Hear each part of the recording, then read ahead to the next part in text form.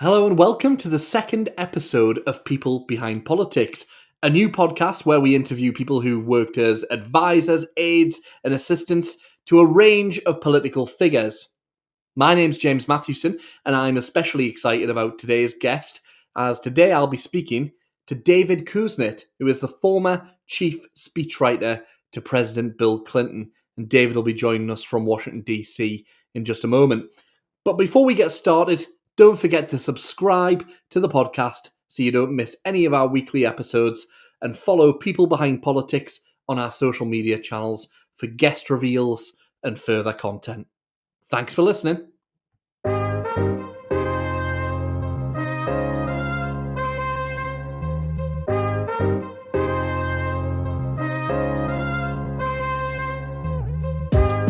David Kusnet, welcome to People Behind Politics. It's a pleasure to have you. Well, thank you for having me. Excellent, thank you. And I appreciate with the time difference we've got here, David. You're on the morning, I think, at the moment. I'm That's in the right. afternoon. That's so right. we've met somewhere in the middle, which is great. That's right. David, as I mentioned in the introduction, is a speechwriter, an author, a consultant, and political commentator. And David, you've got a very, very interesting history in politics in America, which is one of the reasons I'm really looking forward to speaking to you about this. One of the most significant things, I think, or involvement that you've had in American politics was your time as a speechwriter, or the chief speechwriter, to President Bill Clinton. Now, I'm wondering, how are you able to take us from the kind of start of your life, kind of growing up in America? I presume you grew up in America, is that right? Yes. Growing up in America to then ending up working for the 42nd president of the United States, Bill Clinton. How on earth do you end up going from, being a normal boy growing up to being the chief speechwriter for the president of the United States? Well, people sometimes, especially when I talk with college classes, people sometimes ask me that. And I say there's basically two career paths you can take. The first one is you can, be a careful student of politics and the presidency and American government and political rhetoric. And the second one is you can work in a winning presidential campaign. And I took the second path. I worked in a winning presidential campaign after working in two losing presidential campaigns. And I was hired from the campaign to work in the White House in the same role which I had in the campaign, which was chief speechwriter. And that would have been, so that winning campaign was the campaign where Bill Clinton stood against George Bush Sr. Is that right? That's right. Sure. In 1992, when Bill Clinton beat George H.W. Bush. And Incredible. Before that, I had worked as a speechwriter for Walter Mondale in 1984 and for Michael Dukakis in 1988. And after the 1988 campaign, I wrote a book called Speaking American, which tried to distill the lessons of what we had done wrong in 1984 and 1988 so that we could win in 1992 and beyond. And Bill Clinton read that book. He reads a lot of books, so I shouldn't flatter myself too much. But he read that book, and he hired me for the campaign in 1992. Wow! So he read the ideas that you had, on what had gone wrong, how you could change it, how you should be doing to win that election, and then thought, "This is the guy I need." That's a very flattering way to put it, but I won't quarrel with it. Yeah, excellent. And obviously you'd been involved in those campaigns previously to Bill's, but how would you kind of come into that? Were you politically active as a teenager? Were you always a Democrat? Was there something about the Democrat Party that inspired you at a young age? What had got you active? Well, I was always a Democrat. I'm from Brooklyn, New York, which was a less fashionable place back when I was growing up than it is now for those who follow American culture. And you and I were talking before the call about how our grandparents had more difficult lives than we've been fortunate to have. Two of my grandparents were garment workers in New York City. My another grandfather was a construction worker in Connecticut. So I grew up with a respect for the role that unions play in society, and with a belief in economic. This will sound a bit ponderous, but in economic justice and social justice Yeah. and racial justice. And of the two parties in the United States, the Democrats are much closer to that than the Republicans. So I certainly gravitated to the Democratic Party. Excellent. And those kind of events growing up that, that must have been pretty inspiring to witness. You mentioned racial justice is a big part of that. Still a huge issue in American society and American culture. It is indeed all over the world, but I know it's a big topic of conversation when it comes to politics in America still. Or certainly what we see of America over here, which obviously isn't always the best parts, as you won't always see the best parts of our country, or in fact the reality over there. But it must have been. I mean, they're huge, huge issues and subjects. And, and I know we talked about the labour movement and over here, the trade union movement. And that's how I got so passionate about, the Labour Party and our labour politics over here, was that, fairness and equality in the workplace, because that's everyday life for most people. That's right. And that's, you see that as a kind of, that's the point in most people's lives where they'll interact with the economy, with everything that comes from it. These big questions that are posed at the level of government often don't mean a lot to everyday people, but taxes, people's pay, people's terms and conditions, their contracts, their working conditions, and their working lives. That means something to a lot of people. So that must have really been, and I can only imagine what the conditions were like for garment and textile workers in New York at that time. I imagine that was a pretty hard living. I mean, this was before my time, before I was born, but I did Yeah. grow up on stories about what life had been like at the turn of the 20th century. There was, I think, one of the defining events in not just in American labor history, but American political history was what was called the Triangle Fire in 1911. That was at the Triangle Shirtwaist Company, a garment factory in Lower Manhattan, on a Saturday, where the workers, who were mostly young women, were locked into the building so that they couldn't goof off, go Oh, take a long lunch, or I don't know what they were afraid they were going to do. But they were locked in the building, and the building caught fire. And I think more than 100 of these workers, most of them young women, were burned or suffocated to death, or fell or jumped out of the windows. And that prompted an investigation of working conditions in what were called the sweatshops in New York City.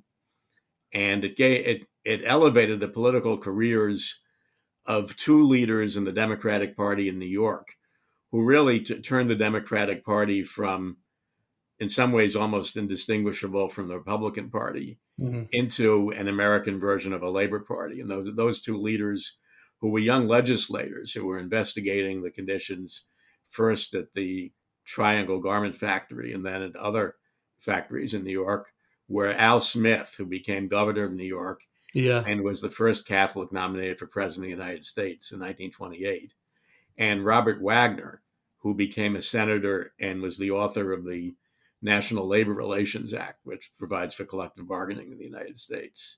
So that was really, it happened to involve garment workers in New York, but that was Yeah. really an epical event in American history. So you've got that heritage and that history behind you. So growing up in the shadow of that and being aware of what's come beforehand, yeah, you're bound to go one way, aren't you? And understand when you think I about mean, no, no, it. I need to say that my parents were middle class. They were the first in their Yeah. families to go to college. I grew up very middle class and had all Mhm. kinds of advantages. But I grew up as you say, in the shadow of that history. Mhm. And also I grew up in middle class housing, but across the street from low income housing in Brooklyn. So I grew up aware, advantaged, but aware that I had advantages, and aware that the purpose of Yeah. politics is to try to equalize things. Absolutely. Yeah, absolutely. And moving kind of on to that time where you're working for Bill Clinton on the campaign trail during that presidential election, because obviously you've proved yourself during that presidential election enough to be hired to the White House when he was elected. What was that campaign like? Because I think I'm speaking on behalf of a lot of kind of people who are interested in politics in Britain, who follow American politics quite keenly. I'm always staggered by the scale of presidential campaigns, especially geographically.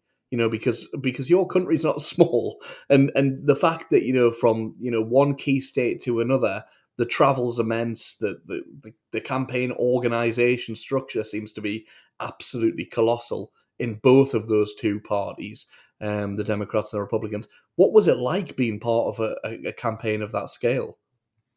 Well, I had been involved in two presidential campaigns before, and I was on the campaign plane with Walter Mondale from, as it happened, Labor Day of 1984 through election night.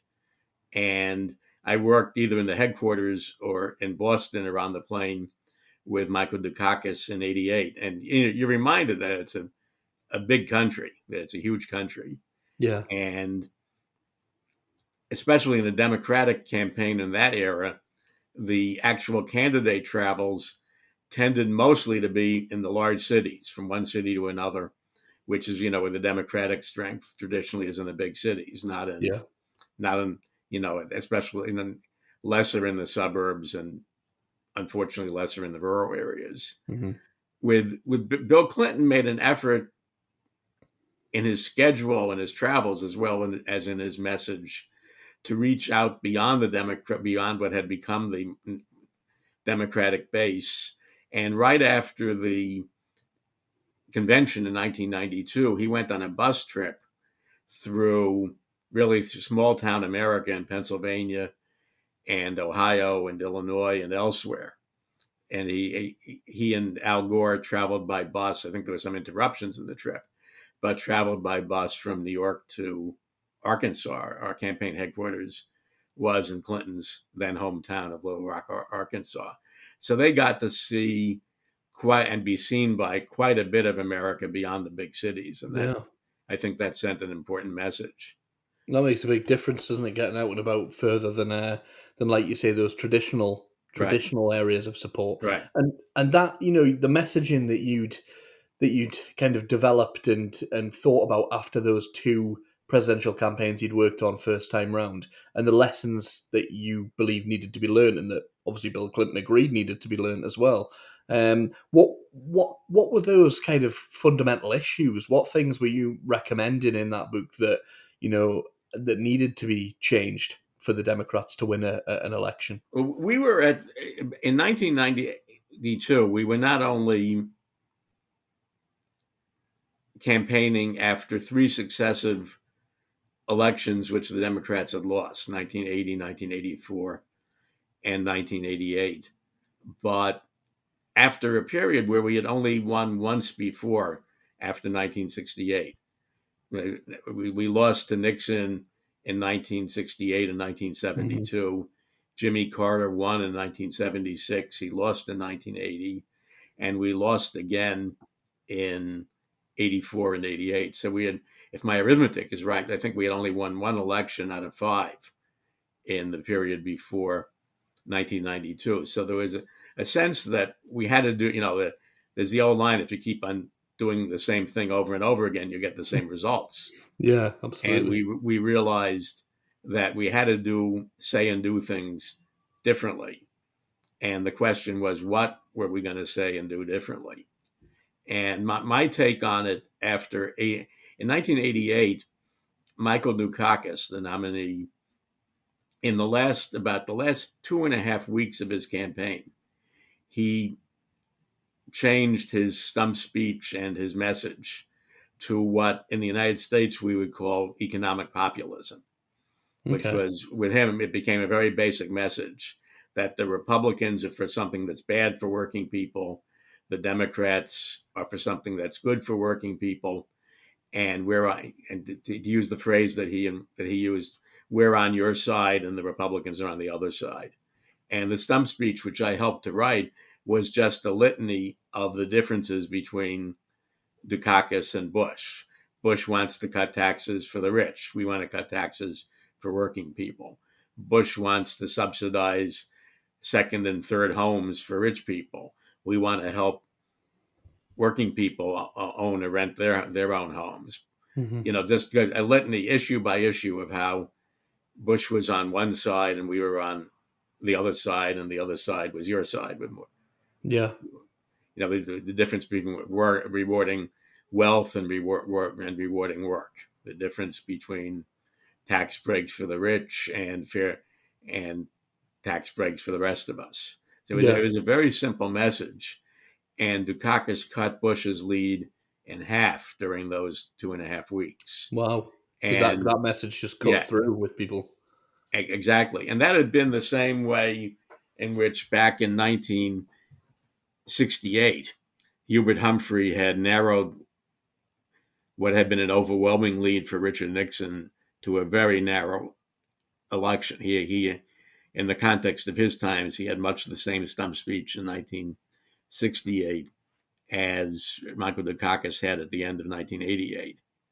So what we tried to do in 1992 was to turn up the volume on the economic populist issues and try in some ways, and we hoped they would be honorable ways, and in hindsight, probably not all of them were entirely as they should have been. We tried to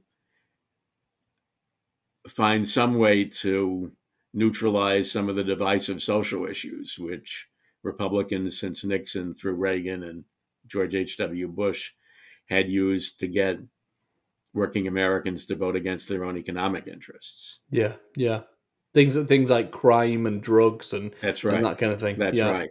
And Bill Clinton himself has admitted that some of the things that he did as president, which were in that spirit, did not have the consequences that he would have wanted. The crime bill in 1994, while it provided much more for social programs than the Republicans wanted, that it led to mass incarceration with terrible results. So, but Bill Clinton himself has admitted that some of what he said and did on social issues in the 90s had consequences that weren't what he would have wanted.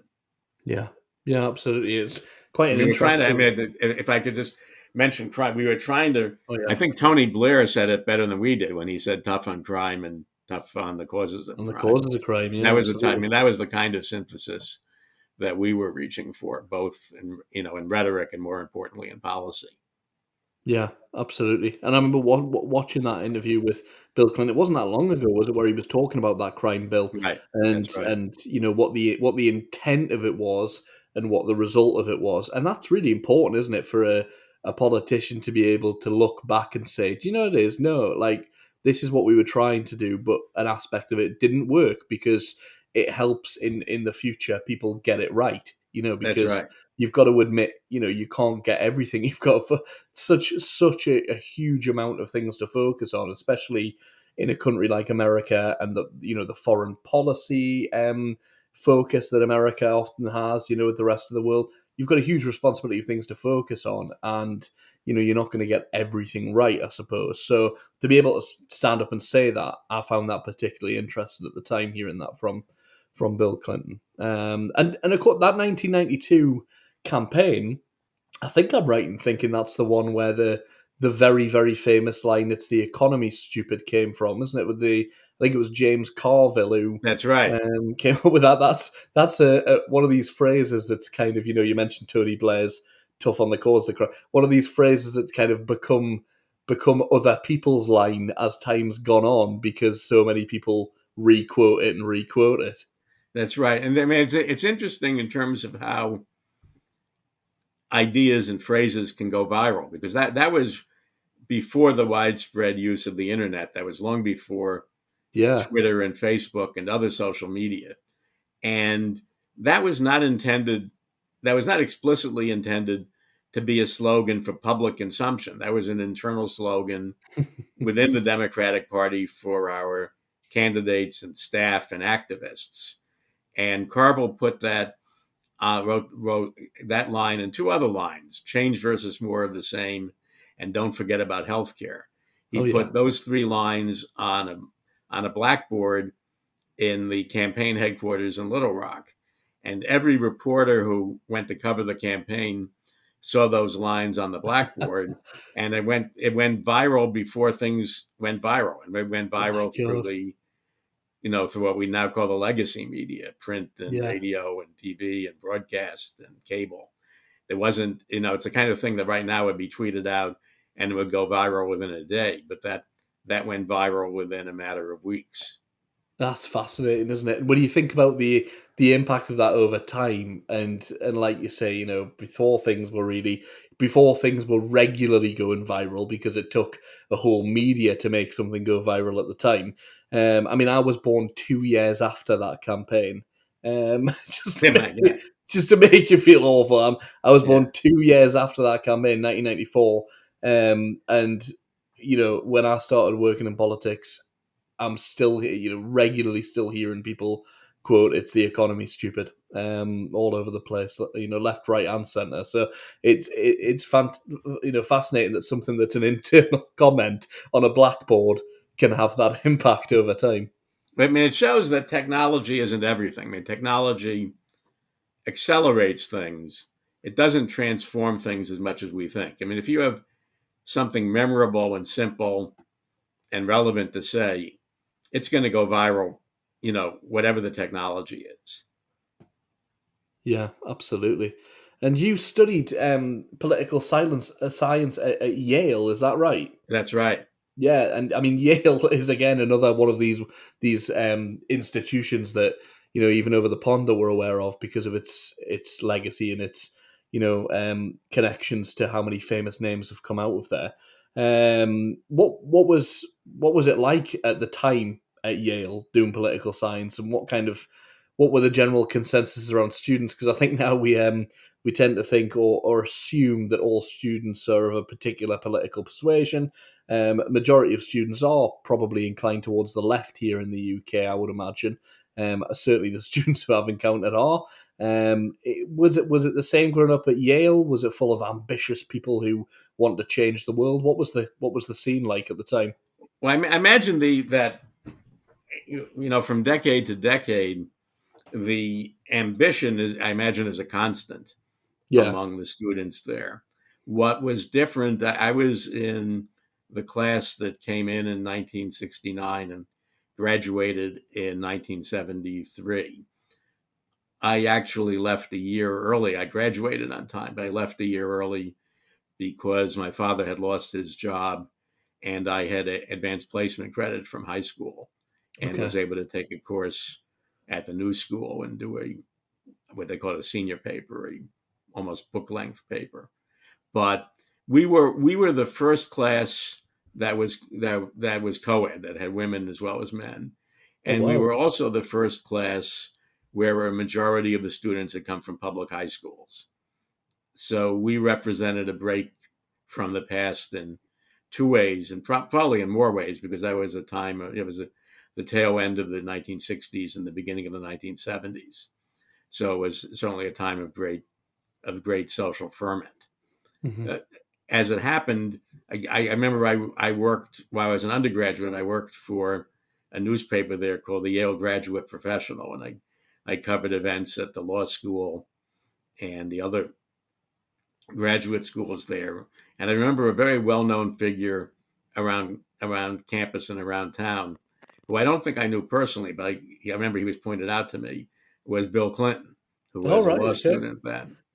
So he at least have vivid memories of what he looked like and what he was doing. I don't know that I ever met him or Yeah. interviewed him, Yeah. but I mean that was a lot of the it was into there was a lot of ferment in the political science department then. One of the most respected teachers at that time was a man named professors at that time was a man named Robert Dahl, who was one of the thinkers who had ideas about American pluralism, that the strength of the American political system is that eventually every socioeconomic group organizes and gains a voice in the system. Mm-hmm. And I remember also, right, that when I did my senior paper away from the university and not having and saving most of a year's tuition, the I think he was then a teaching assistant or a very young professor then, was a man named Stanley Greenberg, who later became Clinton's pollster and one of the people who helped to formulate the campaign strategy in 1992 and the view of society that sort of undergirded the Clinton campaign. So my first encounter with Stan Greenberg was in the early 1970s, and we've been in touch ever since then. Well, did you work closely together on the campaign? Yes, yes. I mean, he had done a lot of original public opinion research, including in Macomb County, Michigan. That at that time, and I think still is, a mostly white working class area outside of Detroit. That was the home of what they called the Reagan Democrats, people Uh, who had voted Democratic even through 1968. They voted for Humphrey against Nixon. And then starting in 1972 through 1988, voted Republican. And Greenberg saw them as representative of the voters whom the Democrats had lost and needed to win back. And he did a lot of public opinion polling for both survey research and focus groups among voters in Macomb County. that's fascinating. As Bill Clinton said, after I think we either carried Macomb, I should know this, we either carried Macomb County or came closer than any Democrat had come since Hubert Humphrey. And I think on election night or afterwards, I think Bill Clinton told Stan Greenberg that Greenberg must have known personally a majority of the voters in Macomb County after all the surveys he did. After all of it's a huge amount of work to go into that area, and I'm guessing as well that when you're on the campaign, with people like this, you say you've kept in touch with them over that period of time. Did you get much access to President Clinton himself? Obviously, before he was president in this case, on the campaign, did you kind of have to sit with him, work out his thoughts? What is the kind of scale of a presidential campaign? Because I can imagine there's so many people involved. The actual candidate themselves must struggle to meet everyone who's campaigning for them or doing important work all over the place. Did you get to spend much time with Bill Clinton during the campaign, and what were your kind of impressions of him during the campaign? He was very, very accessible. It would be very rare that anyone would meet only with him, but Mhm. he was very accessible. There were a lot of I was at a lot of meetings where he was there along with a lot of other staff, including me. So I got a sense of his voice and his way of talking and thinking about things. He's just a personality. I'm talking about him as he was then, and I assume that allowing for aging, that he isn't all that different now. Yeah. That he was someone who was very accessible, very people oriented, someone who, if there was someone who was new to the group, he would make an effort to reach out to that person and focus on that person. And that was certainly my experience when I went to work for him. The first speech I wrote with him was his victory speech the night of the California primary in, I think, June of 1992, when he beat Jerry Brown, who was the former governor of California, and thereby clinched the nomination. And I remember we had a meeting. I remember thinking it was in a hotel sort of conference room with a table with maybe about 12 people around the table. And because I was the new kid on the block, he sort of focused on me in a friendly way and drew me into the discussion. And as both a voracious reader and a great people person, he commented on Speaking American, my book, which he had read. He Mm. commented on some passage in that book, which he related to what we were talking about. Yeah, absolutely. And it's interesting because speech writing, it's an art, isn't it? Because you can be a fantastic writer and you can, churn out a huge amount of material, but in speech writing you have to channel the voice of somebody who Exactly. is not yourself. I mean, how do you go about that Wait, process? I'm guessing wait, talking to him was a big part of that, but how did you uh, kind of figure that out? well, that's a great point that you're making, because in a number of ways, speech writing is very different from other writing. I mean, most writers, I think, try to develop their own voice, and in speech writing, you're trying to channel someone else's voice.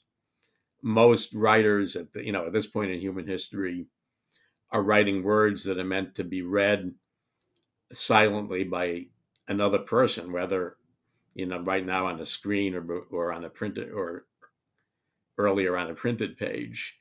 And here you're writing words that are meant to be spoken and then heard and then listened to in groups rather than by individuals. And that's very different.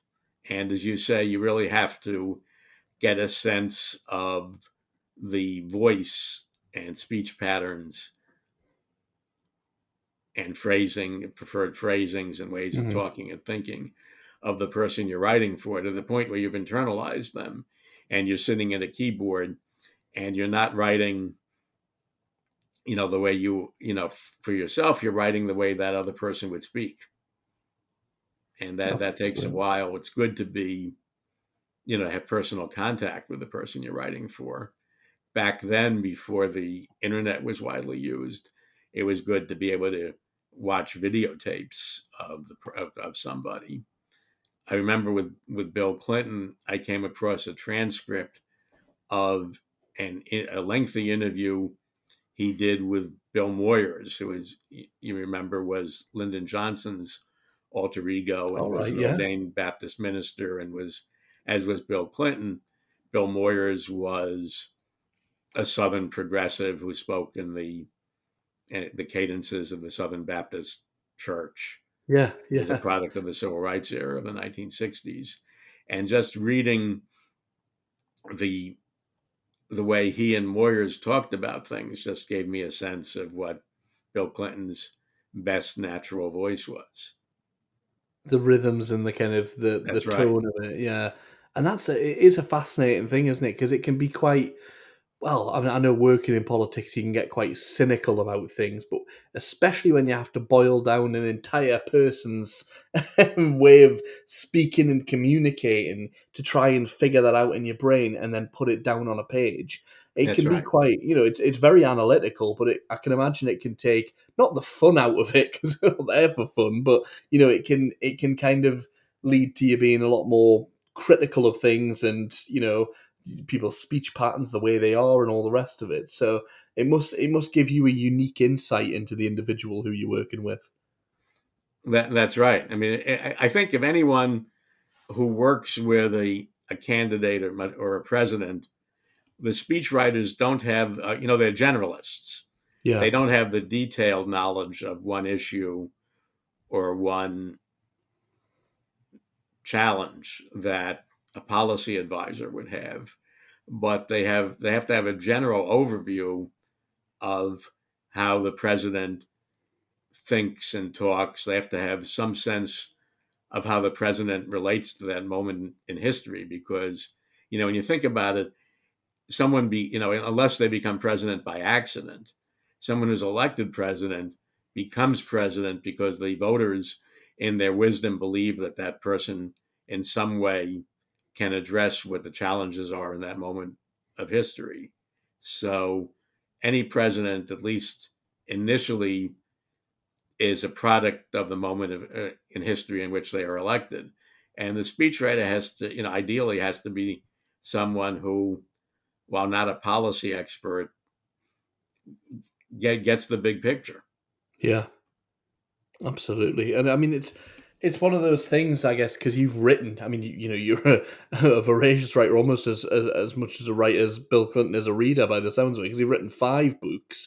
Between that time of your first book and since. Do you find you go into different stages when you're writing different things? I mean, what is your writing process like? Are you kind of somebody who likes to churn out a huge amount of material in one go? Are you very, do you tend to write a little bit every day when you're writing a book? What's your general writing process? I know it's something that's asked by everybody who writes anything, and sometimes it can be quite a tedious question because you think, well, yeah, I just write the way I write. But how does it work for you, that writing process? I'm a great. There's a lot of, as I, you've probably seen, there's a lot of debate among writers as to whether you just sit down at the keyboard or whether you do an outline first. For better or Yeah, worse, I'm a great believer in outlines. That I will, whether I'm writing for myself or writing with or for someone else, I will start out by doing an outline. If I'm writing a book, I will try to get the editor at the publishing house to relate to look at a chapter outline and sign off on a chapter outline.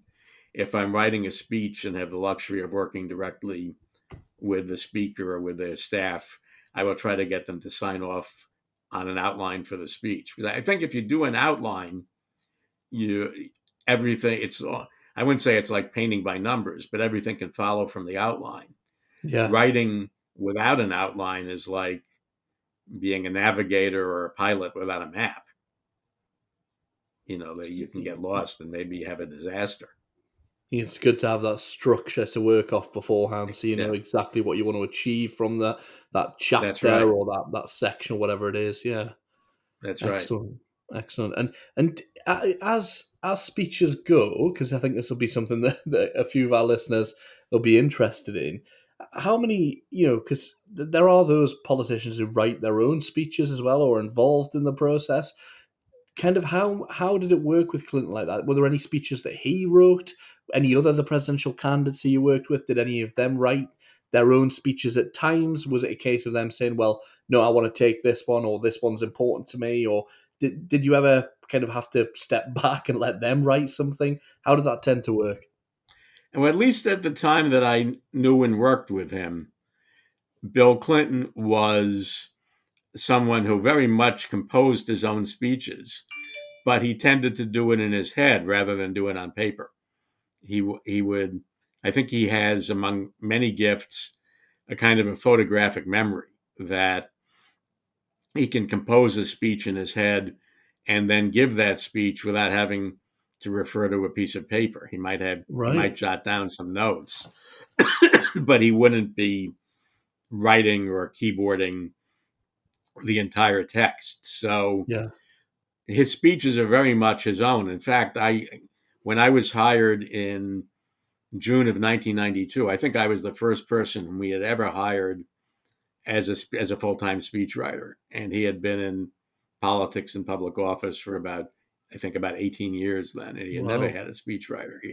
He had people who maybe worked with him on text, but they were people who had other jobs. They were not full Yeah. time speechwriters. And what I found working with him in the campaign in the first 2 years in the White House, and I think his method of doing things changed after that, but at least at the time when I worked with him, we used to joke that speeches with him would either go through one draft or 25 drafts. There was not that much middle ground. That for routine speeches, we would give him a draft and he would mark it up, and mostly he would just internalize it and improvise off of it. And for the very important speeches, the speeches where every word had to be exactly right, he would say the inaugural address, the acceptance speech of the convention, the Yeah. speeches to joint sessions of Congress. He would go through several dozen drafts. But his method of editing wasn't to sit at a desk and do line edits. It was to rehearse the speech. And in the process of rehearsing the speech, he would develop better ways of saying things. So And you'd we see would have what a tape he would recorder and we feel. would be taking down notes and we would recreate the speech from the tape recording and from the notes. and give him back the revised version, and he would rehearse it again. So I So mean, it's he very he much in edited by practice. speaking more than by sitting at a desk Yeah. and editing, as most people would do. So it's very much that kind of he would try it out, try it on for size, Exactly, see what comes out, exactly, what's more natural for him to say things, and then you exactly. take it from there. So I mean, he very much got the idea that speeches are meant to be spoken and heard, not meant to be written and read. Excellent. That's a great quote. I like that. Yeah. And when you were working for him after the campaign, what was your day to day life like? How did things change? Because a campaign is a set amount of time. You're thinking to yourself, all right, even though I'm working at max capacity here, I'm on the edge of burning out. It's only a set amount of time. When you're then into the White House, I mean, I can imagine because that was your first time working in the White House. Am I right? That's right. After That's 1992, right. that must have been like a whole new world that opened up. Very, very much so. I mean, at that point, the Democrats had been in the wilderness for all but 4 years since 1968. So for most of us, it was our first time working in the White House, and I think it wasn't. It was natural, and in hindsight, it wasn't entirely an advantage. I think we brought a kind of an opposition mentality when we were working in the first years of the administration. That we were used to attacking things or proposing things, but we weren't used to explaining things that we were doing. Yeah, That had not been our role as an opposition party. Imagine it was sort of like, if my arithmetic is right, the Labor Party coming in with Tony Blair the first time that they had been out of office yeah, absolutely. for a Well long practiced time. in opposition, but it's that justifying your actions, isn't it? That you don't have to do when you're in opposition. Exactly. So so we had so it took us a while to understand that we had to be explaining things as well as proposing things and attacking things and criticizing things. And we also had, I think Bill Clinton was, I think he would admit, and most accounts of his administration agree, that he was somewhat overexposed the first year or two. Mm. He would speak 4 times a day, which created quite a burden on Wow. the writers. And it also had the result of both overexposing him and drowning out what he was saying, because there were very few voices in the United States that can drown out the voice of the president of the United States. But one of those Yeah, voices is the president's voice, the president's own voice. So if he's giving 3 or 4 speeches a day, by the yeah. time he's given his fourth one, he's reduced the possibility that the first one could echo and re-echo. And that's before the 24-hour media as well. So you've got, I guess, we've got the 10 o'clock news, the 6 o'clock news. You've got those big headlines at the time that most people are absorbing the message that's been put out. So if you've got three or four, different messages about different things, it's going to be a lot of, well, like you say, there's not a lot of space for it, is there? That's right. I mean, we were sort of, understanding that the media, that how news is broadcast and shared and understood by people is a constantly evolving process. We were, I think, 1992 through 94 was sort of a halfway mark between the media environment that presidents like Franklin Roosevelt and Dwight Eisenhower and John Kennedy were in, and the current environment. It was no longer, it used to, back before Clinton, back in, I imagine the 1950s through the Mm. 1970s, there was a half hour of network news every night. There were 3 networks. There were 2 wire services. There were maybe 2 or 3 national newspapers and 10 or 20 major regional newspapers and 2 weekly news magazines. And they were the gatekeepers for information. By 1992 through 1994, you had cable news. You had a 24-hour news cycle, which you didn't have before. Yeah. And you had the radio talk shows, which were overwhelmingly right wing and which were a, short, a source of opposition information during during the Clinton presidency. But you did not yet in the early Clinton presidency, you did not yet have the widespread use of the internet. You didn't have social media. You didn't have online publications. You didn't have online versions of print publications. So we were sort of halfway between a very guarded and gatekeepered establishment media, which presidents dealt with, again, from maybe Franklin Roosevelt through Kennedy and Johnson Mm-hmm. and Nixon, into the kind of chaotic environment that we have now. Yeah, which I guess at that time as well, because the Roger Ailes of the world and those Fox News projects and a Right. lot of these right wing projects would have been um, purely supportive or kind of there to support previous presidents. From that's kind of what their inception was about, was supporting that way of thinking and trying to drive that narrative, that conservative narrative in America. I guess Clinton would have been the first one to face their wrath, really, as a That's right. That's right. yeah, And that's why, that's exactly right. I mean, there was CNN, which was basically neutral. But it was a 24-hour news cycle, which was something new. And there was the right wing radio talk shows, which was something relatively new, and were just a constant source of opposition and attacks and rumor mongering against him, in a way to mhm, mobilize right wing voters when there was no comparable way to mobilize voters on our side of the fence. And then in his second term, you get Fox News, which is a built in opposition network, yeah. and no counterpart on the left. MSNBC started out as somewhat apolitical and didn't become a progressive counterpart to Fox until about a decade later. Well, so it was really just a case of facing down that That's that right. this new thing that came about, really, isn't it? This new way of doing media and doing news, That's in a right. very opinionated way. I don't know that anyone's done this, but if someone were to compare the news coverage that President Johnson got when he proposed Medicare and Medicaid, which were, the American versions of Yeah. a national health program at that time.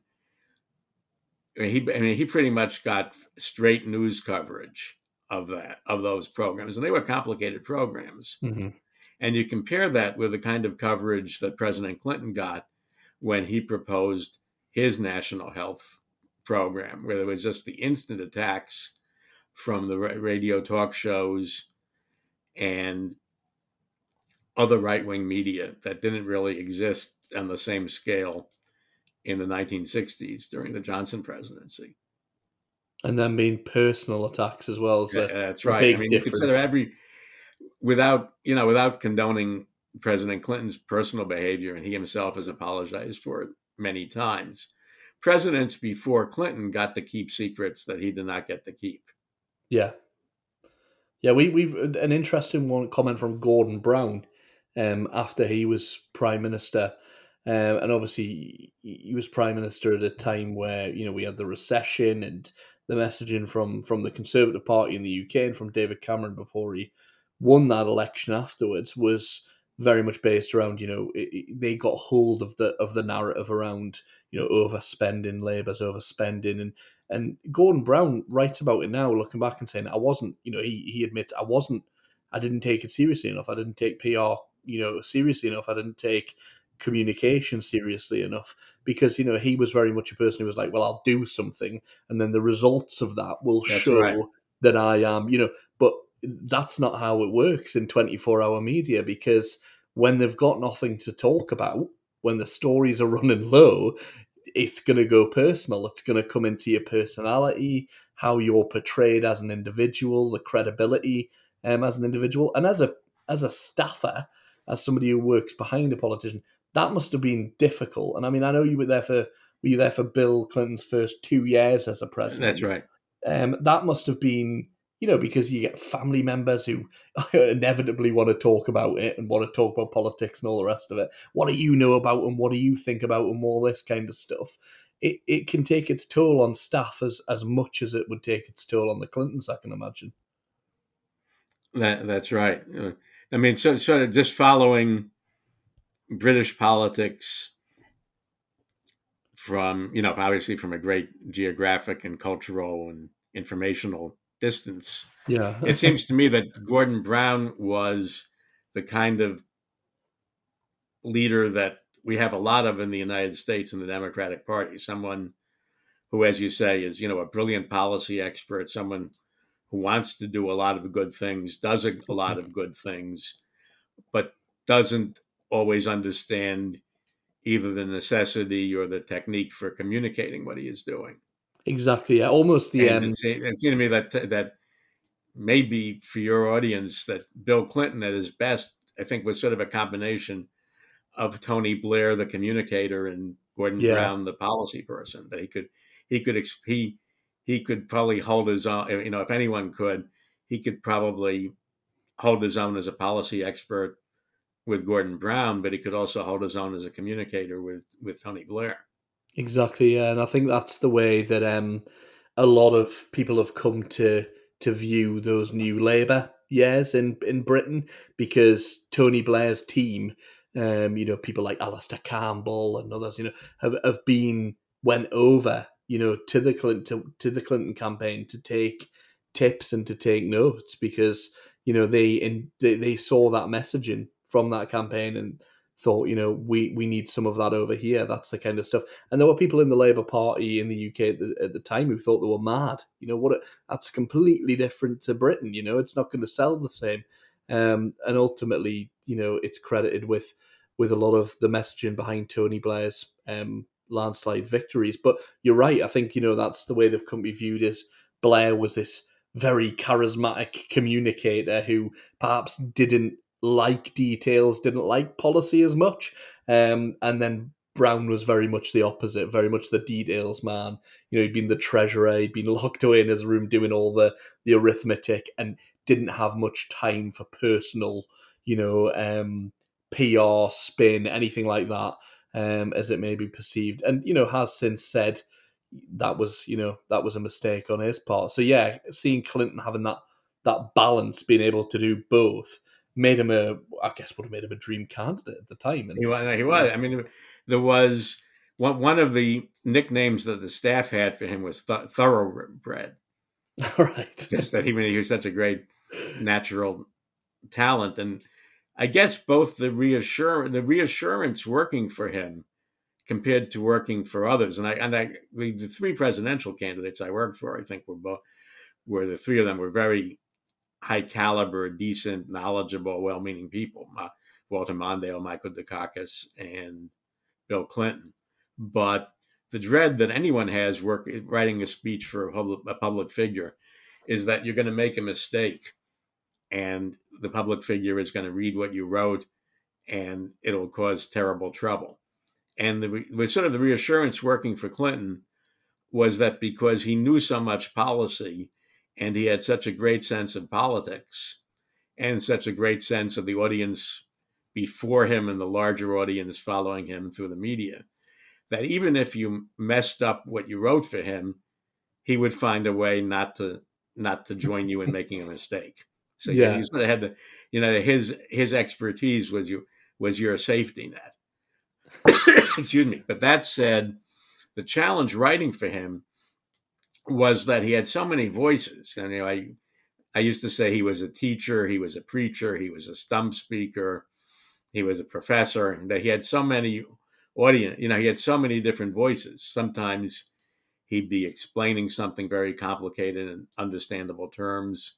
Sometimes he would be giving a stump speech and finding a way to distinguish himself from the opposition. Sometimes he would be a preacher, rather, whether it was, literally speaking at a pulpit and consoling people in times of trouble, or trying to summon them to a better understanding of America's better angels. mm-hmm. He had so many different public roles and public voices that it was like writing for several different people. That's fascinating. So different hats at different times and different roles. I guess sort of looking again through the distance of geography and culture and information, trying to compare him to various Labor Party leaders I'm aware of. I mean, he was a communicator like Blair. He was a policy expert like Gordon Brown. He had been a prosecutor like the current leader. He had been Attorney General of the state of Arkansas. He had that legal background, so he had which he Keir also had that Starmer has. background. That he could make a detailed case. Absolutely, that is, and that does give you a strong footing, doesn't it? And the Yeah. reassurance as a political staff member and team member that the boss is knows what he's on about is always reassuring. He's not going to get or it's not going to be as easy to catch him out because, and like you say, that being well read, just the fact that however many books he's read must have been a great reassurance as well, because the knowledge absorbed through that. And he just knew. I mean, example. By the way, when I said the current leader, it was because I wasn't momentarily sure how to pronounce Keir Starmer's name. No, you'll be forgiven for that. It wasn't that of any disrespect. I just wasn't. Well, I wasn't sure that I knew exactly how to pronounce his name. But Clinton was one of the few people who could ad lib policy. Yeah. And two anecdotes there are. I remember I worked with him on the major economic policy speech he gave at the Detroit Economic Club in, I believe, August of 1992. And we gave him a pretty detailed speech draft. And at one point, he started improvising about the German apprenticeship programs. And he was just reciting details from memory about how apprenticeship programs worked in Germany. Yeah. And then another example, which is legendary, is that when he gave his joint session speech setting forth his healthcare program, I believe in the fall of 1993, there had been an error which was made by sort of the career staff who loaded up his speech into the teleprompter, that they loaded up the wrong speech. Oh, no. So there he is in front of a joint session of the U.S. House and Senate and the nation's capital over national broadcast and cable television. And he looks at the teleprompter and there's the wrong speech there. And, you could, without singling out any other recent presidents, you can imagine what some of them would have done in a situation like that. Yeah. But he instead, having committed much of his speech to memory and knowing the policy, he extemporized the speech until a panicky Capitol staff loaded the right speech into the teleprompter. Wow! Yeah, think on your feet. That ability to think on your feet, isn't it? That's right. I mean, he could. I mean, there's many political speakers can improvise, politics and personal stories. He could improvise policy. He could extemporize policy. He wasn't improvising. He was extemporizing. He could extemporize policy. Fascinating. Absolutely fascinating. Well, David Kusnet, it's been an absolute pleasure to have you on People Behind Politics. I would encourage our listeners to visit David's website, where you can actually get directed to places you can pick up copies of all 5 of his books, which I would highly recommend doing so. I know I'll be doing that after this and reading further into your experience, David. It's been an absolute pleasure to have you on, and thank you for your time. Well, great talking to you. All right, cheers. You've been listening to People Behind Politics. I've been your host, James Matthewson, and I'd like to thank our producer, Charlie Hornsby. Don't forget to subscribe so that you can access the latest weekly episodes as and when they're released. Thank you.